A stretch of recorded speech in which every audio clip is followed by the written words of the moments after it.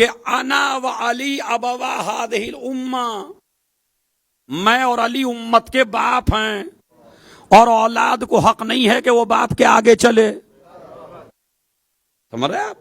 یہ مسئلہ نبی کے لیے بھی ہے، یہ مسئلہ باپ کے لیے بھی ہے.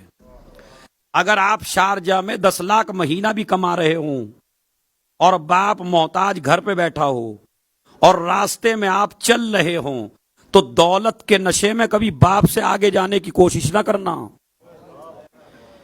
یہ لے کے 5ویں امام فرماتے ہیں میرے بابا زین العابدین علیہ الصلوۃ والسلام نے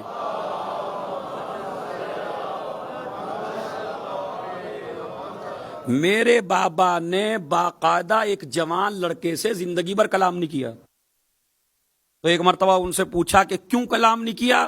کہا اس لیے کہ میرے بابا نے ایک دفعہ دیکھ لیا کہ باپ ضعیف تھا اور یہ لڑکا جوان تھا اور یہ باپ کے کندھے پہ ہاتھ رکھ کے جا رہا تھا.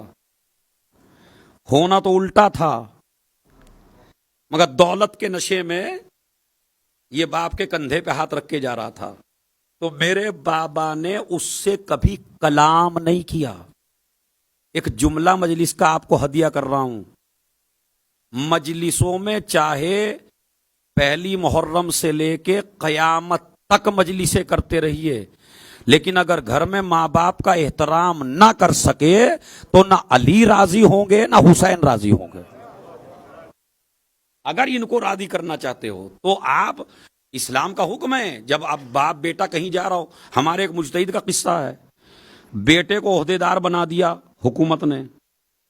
اب وہ شکریہ کے لیے پہنچے مجتہد صاحب کے پاس، تو بیٹا بھی گیا اور باپ بھی گیا. تو بیٹا آگے بیٹھ گیا. ہمارے اس مجتہد نے پوچھا یہ پیچھے کون بیٹھا ہے؟ کہا یہ میرا باپ ہے. اس عالم دین نے ڈانٹا خبردار، عہدے دار ہو کے دنیا سے بڑے بن سکتے ہو، اپنے باپ سے بڑے نہیں بن سکتے. پیچھے جاؤ. پیچھے کر دیا. مولا کائنات علی ابن ابی طالب علیہ الصلوۃ والسلام، صلی علی محمد وعجل، ان کے لیے ہے کہ ایک باپ اور ایک بیٹا مولا علی سے ملنے آئے. مولا علی نے اپنے دسترخوان پہ ان کو کھانا کھلایا.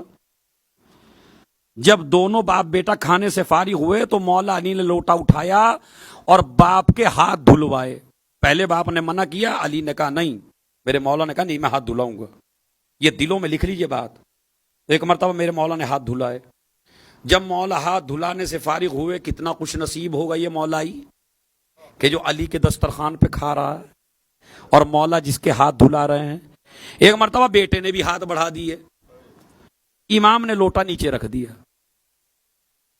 محمد حنفیہ بیٹے تم آؤ.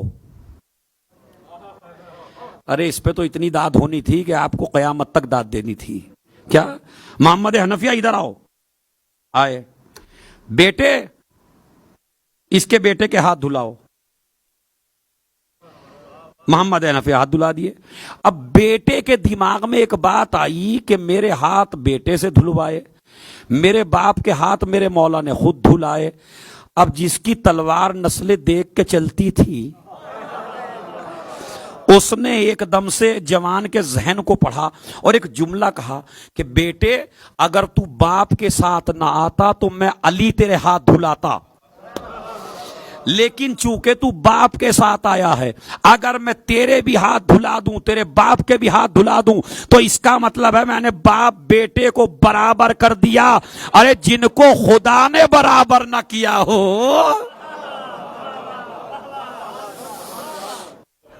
صلوات بھیج دیں محمد.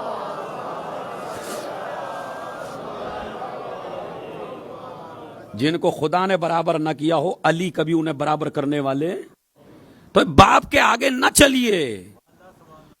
باپ ایک عظیم نعمت ہے. خدا کی قسم اگر یہ باپ کی طہارت اور ماں کی طہارت نہ ہوتی تو آپ ہر فنکشن میں جا سکتے تھے، مجلس میں نہیں. سمجھ رہے؟ ہر فنکشن میں جا سکتے تھے، مجلس میں نہیں. مجلس میں آنے کے لائق ماں کی طہارت نے بنایا ہے اور باپ کی حلال روزی نے بنایا ہے. اگر وہ حلال نہ کھلاتا تو تب بھی آپ حسین کے لائق نہیں ہوتے.